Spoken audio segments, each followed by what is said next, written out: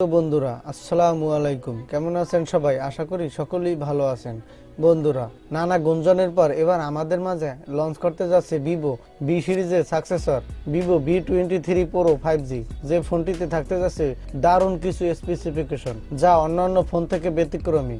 আর আজকের এই ফোনটি অনেকের জন্য একটি কাঙ্ক্ষিত ফোন হতে যাচ্ছে। তো চলুন তাহলে আজকের ভিডিওটি শুরু করা যাক। অ্যাট ফার্স্ট আলোচনা করব এই ফোনটির লুক ও ডিজাইন নিয়ে। এই ফোনটির বডি ফ্রেম হবে প্লাস্টিকের বডি ফ্রেম এবং এই ফোনটি পাওয়া যাবে 3টি কালার ভেরিয়েন্টে। ফোনটির ওয়েট হতে পারে 181 গ্রাম। ফোনটির ব্যাক সাইডে ব্যবহার করা হয়েছে গ্লাসের প্রোটেকশন, যার ফলে এই ফোনটির লুক দেখতে অত্যন্ত প্রিমিয়াম দেখাবে।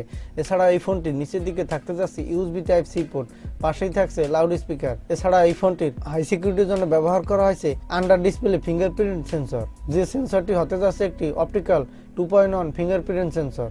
তো লুক ও বিল্ড কোয়ালিটির দিক থেকে ফ্ল্যাগশিপ ফোন হিসেবে এই ফোনটি আমার কাছে বেশ চমৎকারই লেগেছে। বন্ধুরা, একটি ফোনের কয়েকটি হাইলাইটেড অপশন থাকে, এর মধ্যে একটি হলো ডিসপ্লে। এই ফোনটিতে ডিসপ্লে হিসেবে ব্যবহার করা হয়েছে 6.56 ইঞ্চের মাপের ফুল HD+ রেজুলেশনের 90 হার্টজের সুপার অ্যামোলেড প্যানেল। এই ডিসপ্লেটি হতে যাচ্ছে HDR10+ এর সাপোর্ট। এই ডিসপ্লেটির রেজুলেশন হবে 1080x2400 পিক্সেল এবং রেশিও হবে 20:9 রেশিও। পিক্সেল ডেনসিটি হবে 401 ppi। ডিসপ্লে পিক ব্রাইটনেস হবে 1300 নিটস।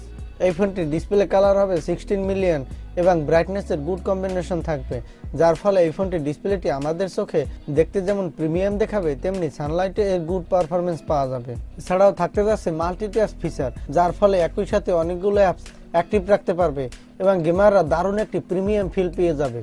বন্ধুরা, একটি ফোনের মূল হাইলাইটেড অপশন প্রসেসর।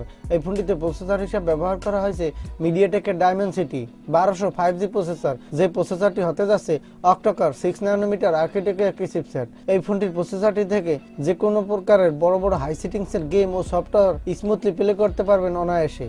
এখানে আপনি PUBG, free fire, call of duty, স্পল 9 এর মতো বড় বড় গেম ও সফটওয়্যার কোনো প্রকার ল্যাকিং ছাড়াই প্লে করতে পারবেন। ফোনটিতে অপারেটিং সিস্টেম হিসেবে থাকতে যাচ্ছে Android 12, যেটি একটি লেটেস্ট ভার্সন, এবং FunTouch 12। ফোনটিতে থাকতে যাচ্ছে UFS 2.1 স্টোরেজ। বন্ধুরা, এই ফোনটির আরও একটি চমৎকার মানের স্পেসিফিকেশন হলো ক্যামেরা।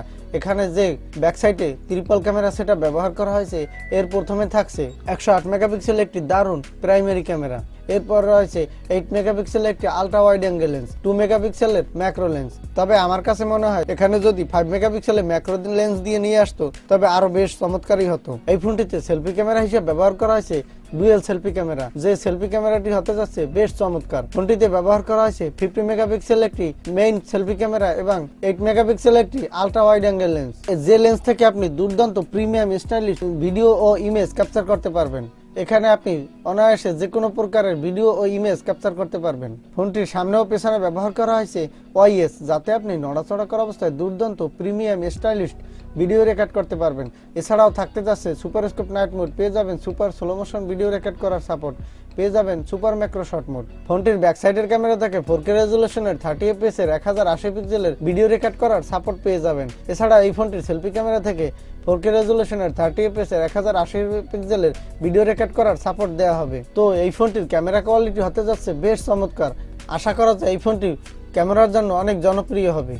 ফোনটিতে থাকতে যাচ্ছে dual SIM standby 5G supported, তবে থাকছে না কোনো SD কার্ড ডেডিকেটেড স্লট। এই ফোনটি হতে যাচ্ছে LPDDR4X র্যাম এবং ফোনটি পাওয়া যাবে 2টি র্যাম রোম ভেরিয়েন্টে। এর বেস ভেরিয়েন্ট হবে 4 128GB এবং টপ ভেরিয়েন্ট হবে 12 256GB। ফোনটিতে থাকতে যাচ্ছে দুর্দান্ত মানের একটি লিথিয়াম পলিমার 43 mAh এর ব্যাটারি। তবে এখানে যদি 5000 mAh এর একটি ব্যাটারি দিয়ে নিয়ে আসতো তবে আরও চমৎকার হতো, এবং ফাস্ট চার্জার হিসেবে দেওয়া হবে 44 ওয়াটের একটি ফাস্ট চার্জার। বন্ধুরা, এই ফোনটি অলরেডি চায়নার মার্কেটে লঞ্চ করে দিয়েছে 5 জানুয়ারি। আশা করা যায় এই ফোনটি ইন্ডিয়ান মার্কেটে এবং বাংলাদেশের মার্কেটে 19 জানুয়ারি লঞ্চ হতে পারে অফিসিয়ালি। ফোনটির এক্সপেক্টেড প্রাইস বাংলাদেশের জন্য 50,000 টাকা এর আশেপাশে হতে পারে। এই ছিল আজকের ভিডিও। আজকের ভিডিওটি যদি ভালো লাগে লাইক দিন এবং আজকের এই ফোনটি কেমন হয়েছে তা কমেন্ট করে জানাবেন আশা করি। বন্ধুরা, ভালো থাকেন, সুস্থ থাকেন, এই কামনাই করি। আজকের মতো এখানেই শেষ করছি। তবে যাবার আগে একটি কথা না বললেই নয়, এখনও যারা আমাদের চ্যানেলটি সাবস্ক্রাইব করেনি তারা আমাদের চ্যানেলটি সাবস্ক্রাইব করে পাশে থাকা বেল বাটনটি প্রেস করে যাবেন আশা করি। বন্ধুরা, আজকের মতো আল্লাহ হাফেজ।